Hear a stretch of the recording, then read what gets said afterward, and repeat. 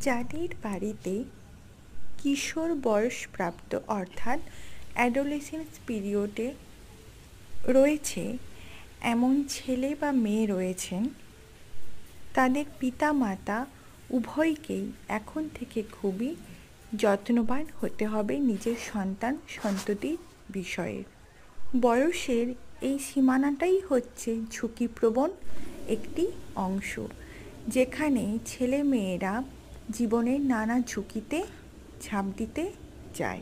আর পিতামাতা হয়ে আপনাদের খুব সাবধানে সেইখান থেকে আপনার সন্তান সন্ততিদের উদ্ধার করে আনতে হবে। এই সময়ের একটা ভুল কিন্তু আপনার সন্তানের পুরো জীবনটাই নষ্ট করে দিতে পারে। ছেলেমেয়েরা কিন্তু বেশিরভাগ কাজটাই করে 99% না বুঝে। তাই পিতামাতা হিসেবে আপনাদের তাদেরকে খুব ভালোভাবে বুঝিয়ে বন্ধু হয়ে তাদের সঙ্গে মিশতে